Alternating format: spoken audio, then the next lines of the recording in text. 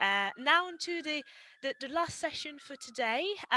It's going to be about grant funding, because obviously with such a difficult year for all of us in the sector, grant funding has been, as needed even more than before. We have the lovely Ngozi Lyn Cole, who is joining us today. Her presentation will cover the future of grant funding and what you as a charity can do in order to supply and apply, sorry, to apply successfully for a grant and hopefully get it.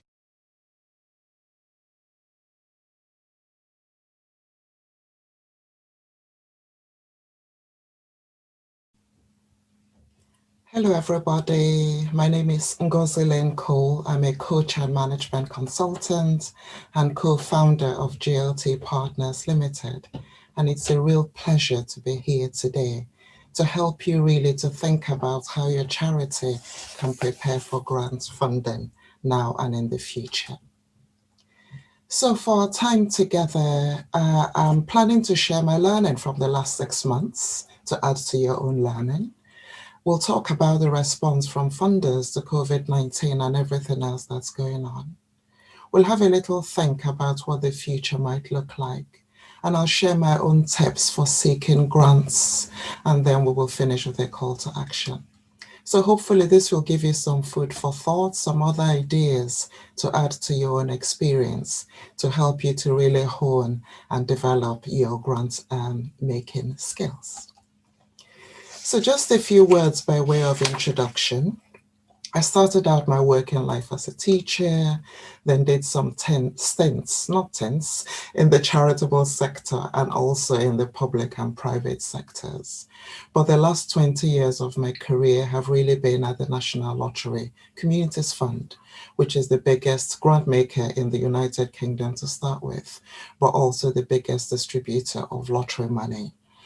And in that organization, I held quite a few roles, and my last role was England Director, which was in charge of all of the grant making for England, which ranged from a budget of 500 million to £1 billion per year, depending on the number of rollovers. So it was a role that very much felt like Father Christmas, but it was also a role that gave me the opportunity to really support and help with inequalities.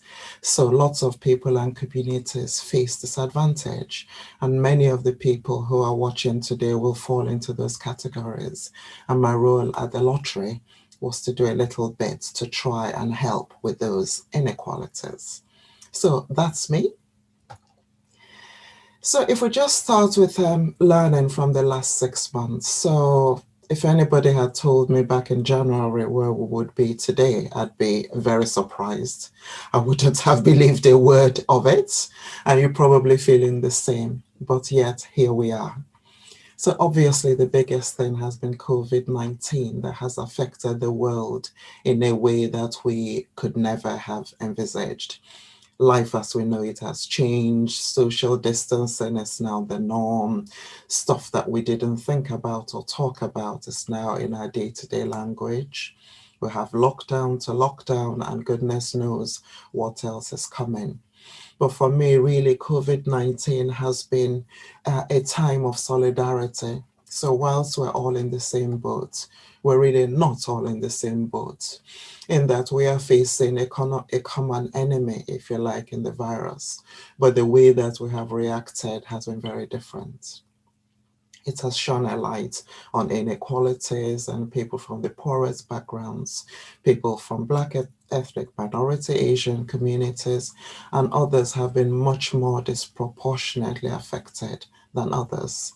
So a lot of learning from COVID-19, a lot of thinking about different ways of engaging and communicating, and a lot of ways that people have risen to the challenge, including charities like yourselves. The second big learning for me has been about Black Lives Matter. I really like this graphic. Hopefully you can see it because it really shouts to me that this isn't a problem for people of color only. It's a problem for us all as a community, that particular people can face the kind of disadvantage that leads to a policeman feeling he can kneel on the neck of a black man, but also all lots of other discrimination that we face here in the United Kingdom. So for me, the Black Lives Matter movement has really helped people to think about, well, what can we do differently? What are we doing as a charity, as an organization, as a company? How can we address inequality? How can people use their voice and their platform wherever they are? And the funding world has very much stepped up to that challenge. And lots of funders have ring fenced funding to Black, Asian, minority ethnic groups. Lots of companies have come out in support and presented all forms of solidarity. So, another great big piece of learning. Now, I have to say, this isn't the first time a black man has been killed by the police. It's not the first time there's been an uprising like this. But I feel very hopeful that it is kind of the start of a brighter future for people of color like me. The third graphic I've put on this slide is this idea of a butterfly. So we've all started to change. We've all started to think differently about the way we work, the way we act, the way we behave, the way we allocate money, if you're funders. But we're all reinventing ourselves. And it's been amazing to see charities who leapt into the void straight after the pandemic, started door knocking, started contacting the organizations and people they work with, and really went out of their way to identify the new needs and to look at ways of meeting those needs. And the final graphic I've put on is the Invictus Games. Now, for me, Invictus, you will be familiar with the Invictus Games, which is about people from the armed forces who have become disabled as a result of serving their countries and communities like ours, and how they kind of really go to the ends of the earth to display resilience, to kind of make sure that those disabilities don't stand in their way. So for me, the learning from the last 6 months, it's not quite in the category of the athletes from the Invictus Games, but it's really been a test in resilience. It's been a test in people thinking differently. It's been a test of people operating in different ways, thinking how we can be more and more resilient in the ways that we work, and certainly in the ways that we fund. So I'm sure you'll have your own learning from the last 6 months, but I really pulled out these four categories to frame our discussion. So if we move on to the impact of funding, goodness me, funders have absolutely gone out of their way to support people and communities through this pandemic, and it's been an absolute joy to watch and to be part of it. So let's start with the government. The government has rolled out funding for the NHS in the ways it hasn't been before. It's rolled out furlough to support charities to keep on going. It's rolled out support for companies, for businesses, and even for self-employed people. So you might have your views in terms of how the government has reacted to the pandemic and what they've got well, what they've got right, and also what they've not got quite right. But I really do commend the government in terms of the funding that has come out. And then we have the National Emergency Trust there, over 90 million, I think it was the last time I looked, where again, companies, individuals, people, let's not forget Sir Captain Tom, who kind of went out of his way to raise so much money for the NHS. But the National Emergency Trust has raised significant amounts of money and has absolutely got that money out quickly to really help the people and communities that needed it the most. And I think all funders, every funder I've ever come across has done something, however small, however insignificant it might be, but also to dedicate serious amounts of money to the COVID-19 efforts. So lots of funders have got in touch with their existing grant holders to say you can use your money flexibly, you think about what you need and use it in that way. Others have put even much more money in to the budgets than ever before. An example is the National Lottery Community Fund, which you will see there, that I believe has distributed over £400 million of money into communities and charities. I spoke to an ex-colleague at the fund who said to me, well, we're emptying the bank. We're getting all of the money out so that people can start to use it, which is brilliant. And then you have the local community foundations who have been absolutely out there in terms of raising money, understand what local means, understand the needs of the local communities, working in partnership with others, and absolutely being at the forefront of the COVID-19 relief efforts. And let's not forget social enterprises. The Social Enterprise Support Fund dedicated over £18 million to social enterprises all over the country. So the impacts of the last 6 months on funding has been great. I hope that you have been successful in terms of securing funding, and I really want to take this opportunity to commend philanthropists, individuals, and other people who have done so much to get much needed funding out there. So let's move on to what all of this means in terms of the future of funding. So I've pulled out just a couple of points for us to share there, and I'm sure that you will have your own thoughts and reflections. So let's start with listening. So all funders are listening in a way that I haven't seen them do before, and that includes my own time as a funder. But really listening to what charities need, really listening to what charities are telling them about the people and communities that they're serving and what they need, and thinking about, well, what's the deeper impact we can have in terms of our money? How can we make sure that our funding is targeted at the people that need it the most? And coming up with different strategies to enable them to meet those needs. So there is a great big push on listening. And for yourselves as charities and social enterprises, I'd be going, if people are listening, you need to be telling them what you need. So pick up the phone to your funder, drop them an email, go along if they have consultation events, and really talk to them about what you need so that they can make sure that their future strategies are absolutely meeting those needs. Another thing I'm seeing in terms of the future of funding is this push on unrestricted funding. Now, many funders have offered unrestricted funding for years, including the Esme Fairbairn Foundation, but I'm seeing lots more funders doing it now, thinking about, rather than make organizations think about projects, reinvent the wheel, come up with new and different things, why don't we just give them the money to do what they feel that they need right here, right now, and in the future? So a great big push on restricted funding. And I would say if you have a funder that isn't doing that, I would suggest a suggestion, a conversation, just talk to them about what you need and make it clear how it's kind of easier for you to meet your own mission if you were to have unrestricted funding. And then there's a push on tackling inequality as never before. As I mentioned before, on the back of Black Lives Matter, lots of funders are dedicating significant amounts of money to support organizations that are led by charities and people from Black, Asian, and minority ethnic groups.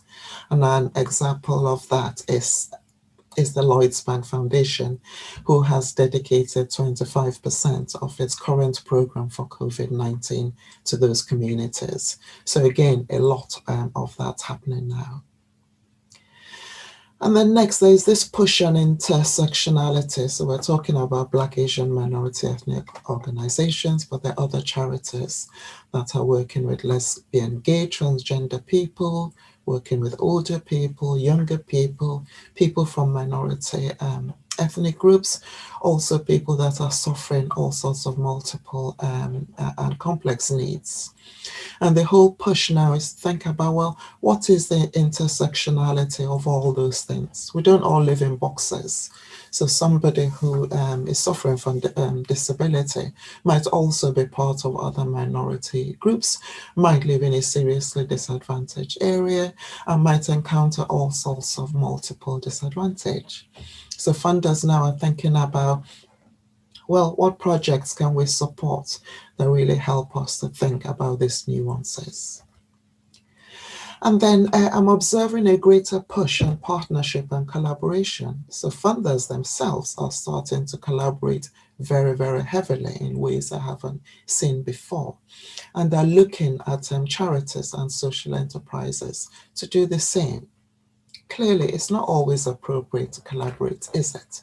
But when it is, thinking about, we're not islands, we don't operate in our own little distinct environments. We work with others, and how can we really work with others to be greater than the sum of our parts in order to even better meet our mission? So there's a greater interest in partnerships and collaboration, and it's certainly worth thinking about how you can take advantage of that. And then finally, we'll have the environment. So climate change continues, none of that has changed. And many funders are now thinking about the environment and looking at how they can support groups and charities that are really helping to make our world a safer place, to enable us to still be here and to leave a world for our children and our grandchildren and great grandchildren, even, that is better than how we found it rather than far worse. So, just a couple of things in terms of future of funding that hopefully give you some food for thought. So, let's move on to tips.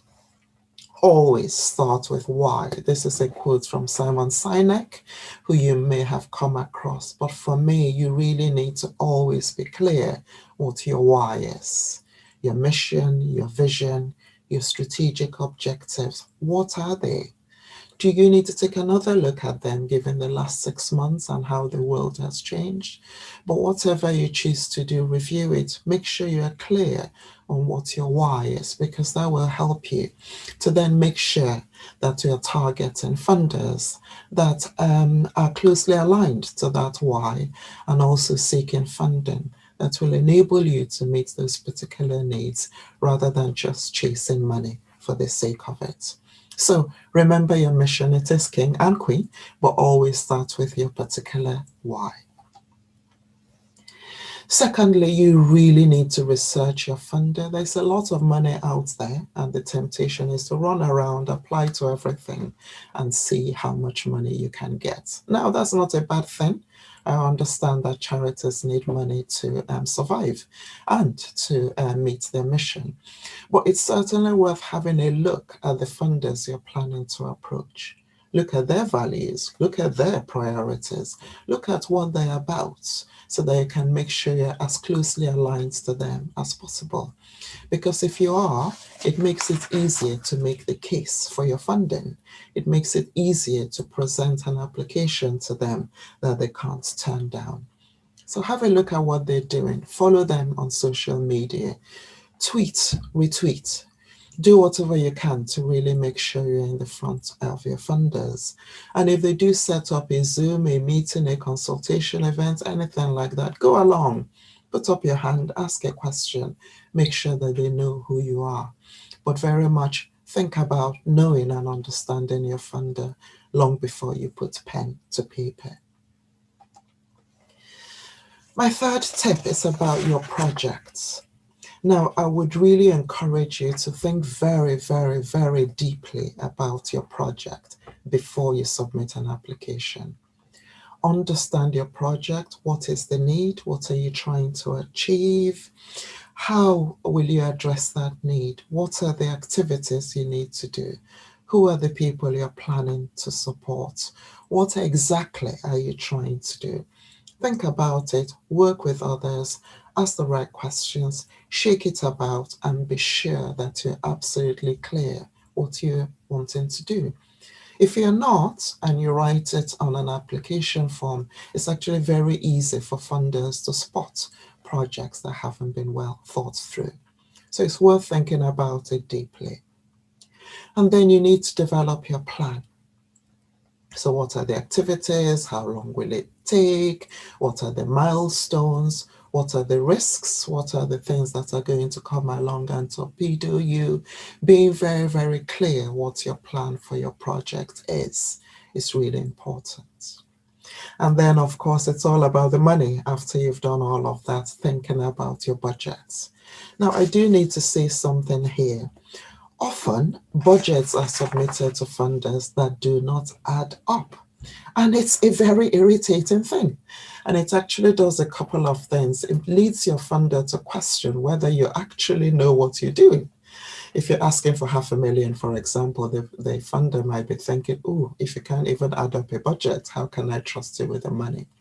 Now, I exaggerate for effect, but it's very, very worthwhile thinking about what's the budget, how can I make sure it adds up.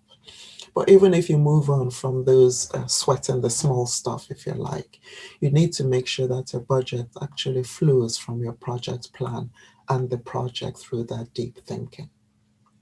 For example, if you've said that you're interested in supporting volunteers, you need to make sure there's a budget for some coordination for the volunteers. It could be a volunteer coordinator, but it could be other things like travel expenses and other forms of support. So making sure that nothing jars in terms of the proposal that you present to your funder is hugely important when you are trying to attract funding.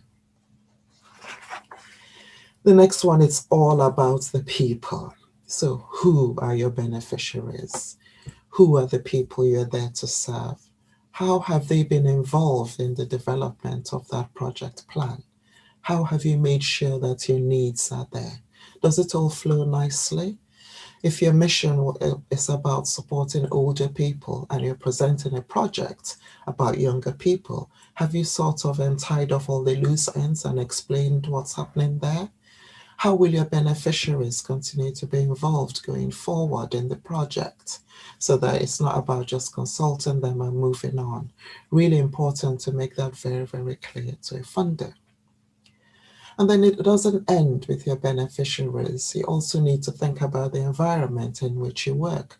Who are your potential collaborators? Who else could you work with and maybe put in a joint project together to enable the funder to kind of see that you are open to working with others, that you recognize that you don't have all of the answers and are keen to work with others to help you come up with an even better proposal than you might come up with yourself.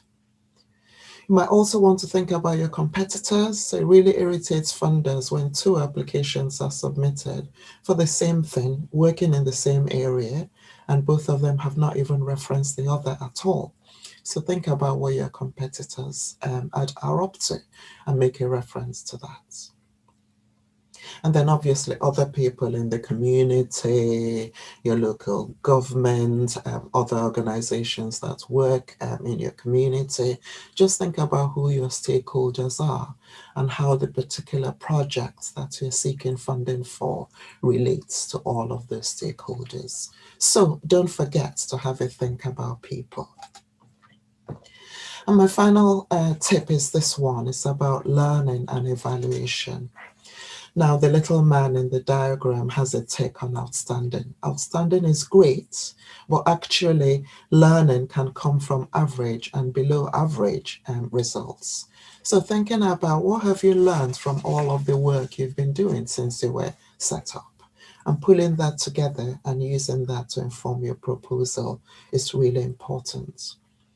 Don't be afraid to reflect things that have gone wrong. Funders no longer worry if people go, oh, we failed at this, we failed at that, because they understand that failure can be a really great big first step towards success. So don't be concerned about listing things that you have tried, but things that may not have worked. But also thinking about those learning that you are now using into this project.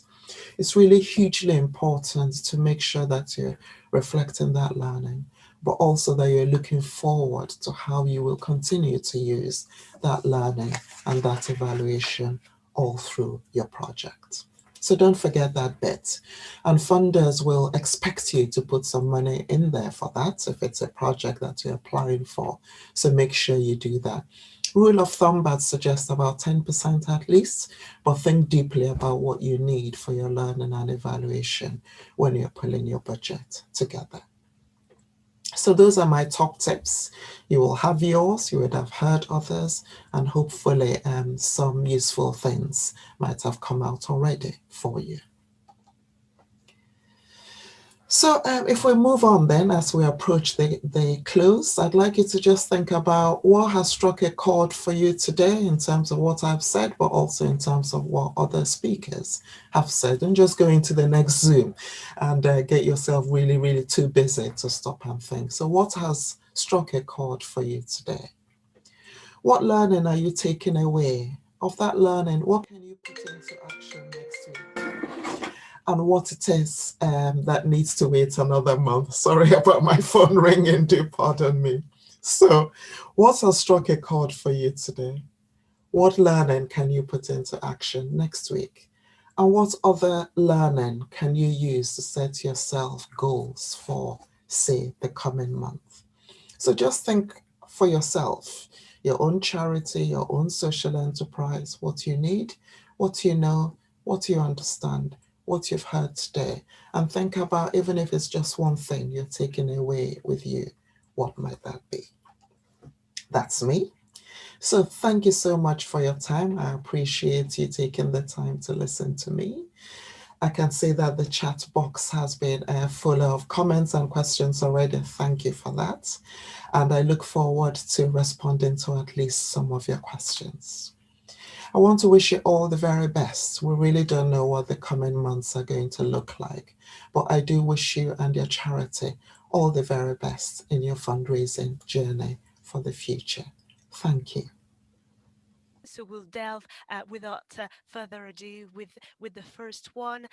What would be your advice, Ngozi, for smaller charities who've never applied for grant funding? Where would you start? Okay, so I have to say, I mean, there's a value of small. There was a report done by Lloyds Bank Foundation last year, which is called the value of small. And I have to say, small charities have absolutely knocked it out of the park in terms of the support they have offered on the front line so quickly based on very little money, actually. So the first thing I would say is find your local council for voluntary service. They're very good at offering you advice on what funding is available, so they might be a useful starting point. But one of the most popular grant programs for small charities is the Awards for All program, which is run by the National Lottery Communities Fund. So I would go on the website of the National Lottery Community Fund, look on Awards for All. There will be a number for you to ring, or an email for you to just send somebody a query, and they'll be very good at giving you some advice about how you can access money. I suppose my second advice is to start as small as you possibly can, because funders are looking for a track record. So start small, start with 5K, for example. And once they kind of see that you can manage that well, you'll be able to go back and apply for greater sums of money. So I hope that's helpful. Yeah, very helpful. Thank you very much. On to Andrew's question, who is involved in a heritage railway charity that don't have beneficiaries, as most people would understand the term. So he's wondering and asking your thoughts on that. If you think that funding will be increasingly beneficiary based rather than heritage culture related in the future. So I would say a mix there. Obviously, Andrew, you might be familiar with the Heritage Lottery Fund, which is absolutely your home funder. So I would have a look at them and their website, and they're very good at even offering funding for buildings, for National Trust type properties, and other parts of our heritage that we need to preserve. And I think your railway falls into that category. So have a look at the Heritage Lottery Fund. But I would also advise you to think broader. So even if it's a railway you're talking about, that railway serve some purpose to beneficiaries. Even if it's improving their mental well-being, it might enable people to get out of the house. There might be a sense of pride, a sense of community. So think about what is it that that railway is doing in the local community. That way you can hook it directly into the way people benefit. And then you might be able to access funding that might be seen to be just for beneficiaries, because we're very complex as human beings, aren't we? It's not just about us and what we need. There might be hooks like a railway that enable us to be better in some shape or form. So try the Heritage Lottery Fund, but have a look at the railway. What benefit is it providing to people and communities? And think about the hooks there for funding. Absolutely. Those are great tips from Ngozi here, Thank you. and hopefully Andrew will have lots of food for thought. We have another question from David Holden. Is there a difference in approach in applying to large and smaller fund providers? Yes, it's a matter of complexity. But Mm, when I say that, actually, lots of larger funders are trying to simplify the way they work.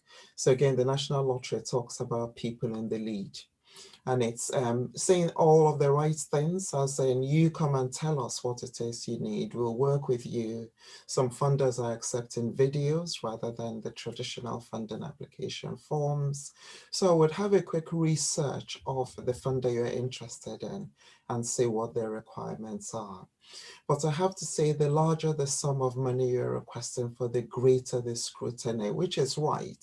So if you think about, some refurbishment to your house, you'd kind of be much more thoughtful about putting an extension on than you would about putting a shelf up in your kitchen. So if you're applying for a large amount of money, you need to be more thoughtful about your project plan. You need to think about your milestones. You need to think about your success indicators. You need to think about your budget, your monitoring, your evaluation, and all of those sorts of things. And I don't say you don't need to do that for smaller bits, but the more money you request for, the more thought needs to go into it, and the more prepared you need to be for much more detailed questioning. absolutely, yes. Loads of preparation. I think that's the Absolutely. key. And I'm just seeing that our voice keeps dropping. So I hopefully love everybody your can hear me. background, by the way, Ah, Lisa. thank you. I wish I was on that beach Me behind too. you. I really do. Me too. We're quite lucky to have some sun in London. I don't know where you are, Ngozi, but yeah, I wish I was also on this lovely beach. I'm in the northeast of England and I Ah. have got no sun, so I'm very jealous. Hopefully you'll get some over the weekend. Another question from Rosie Githam, the impact on fundraising, and she was wondering if you were seeing any funds to support work in equality and diversity now. I am actually kind of much more than ever before. And I actually think this is as a result of Black Lives Matter. But personally, as a Black woman, I don't actually care whether it's as a result of Black Lives Matter. I care that it is actually happening. So the Lloyds Bank Foundation ring-fenced 25% of its COVID-19 recovery fund for organizations led by Black, Asian, minority ethnic groups. Now that fund has closed now, it's closed to applications, but I understand that it's likely to reopen in the new year. So don't quote me, Right. this is just intelligence I've picked Hmm. up, but it's likely that the fund will reopen in the new year. Hmm. And that talks about how you might support Black and Asian and ethnic minority groups in terms of thinking about their racial equity through particular lens of work. So all of the disadvantage that I kind of pulled out in my presentation at the beginning, what special considerations need to be put in place to support those really minoritized communities. The lottery also put 1.4 million pounds into something called the Phoenix Fund, which it did in conjunction with a number of other organizations and funders. And that was also unrestricted funding to support organizations working in the field of racial equity. That fund has also closed. It closed on the 30th of September. However, I know that there are conversations afoot to potentially reopen it. So quite a number of funders are providing money to address disadvantage, if you like, but through the lens of racial equity. And there are others, it's not just them.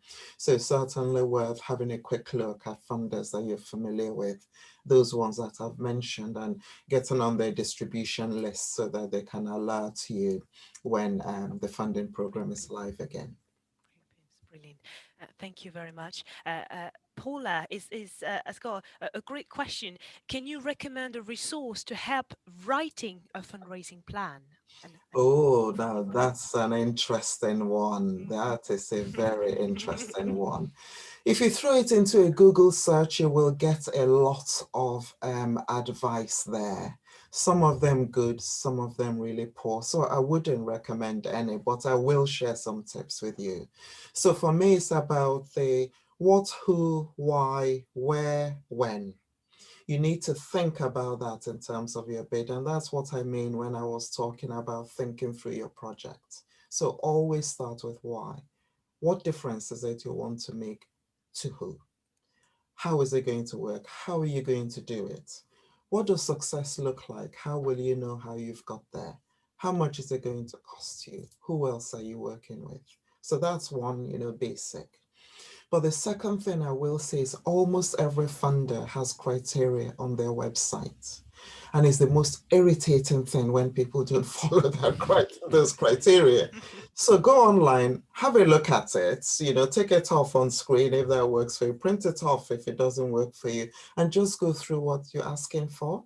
Because one of the big tragedies for me, if that's a strong word, but it's true, when people have put in so much effort into something and they submit the application to the funder and it fails at the very first hurdle.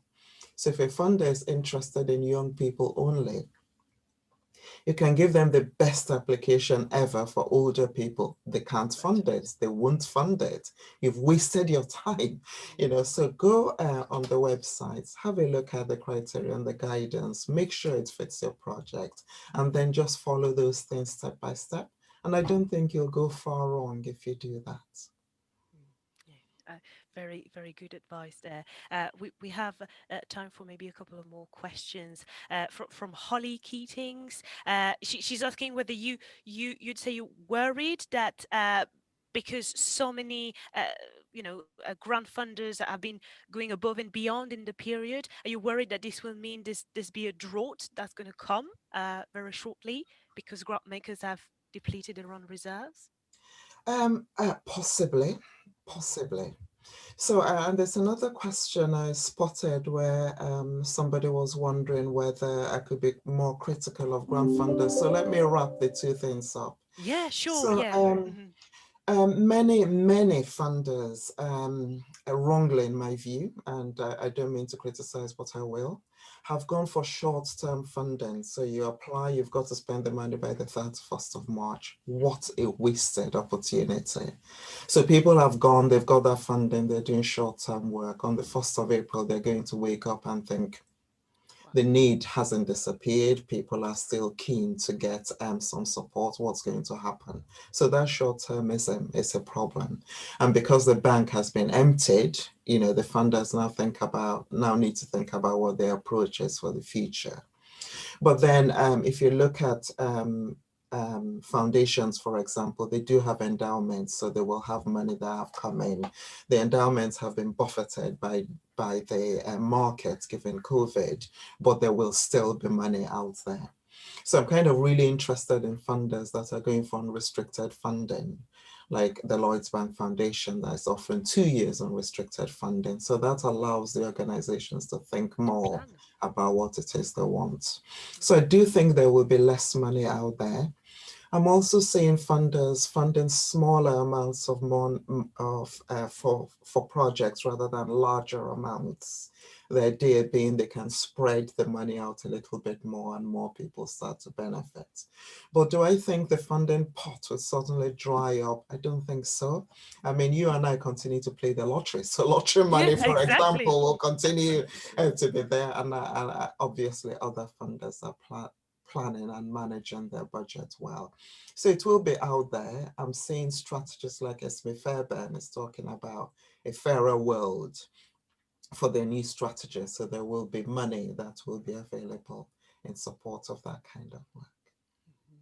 Yeah, yeah, that's great, and very hopeful to hear that. Yeah, like you said, people still play lottery, so there's still going to be some funds available there.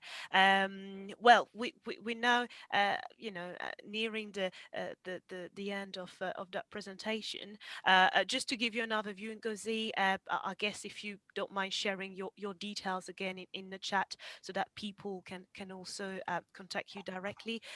We had other questions relating to the sort of advice you'd give to charities, whether they are mental health charities or Christian charities or animal charities, so any types of advice and tips with regards to where to apply. So those are the type of questions. And actually, Michelle Jones said something quite interesting about Christian charities and what type of funds are supporting. The Joseph Rank Trust and the Cinnamon Trust are a couple of funds that are helping Christian charities.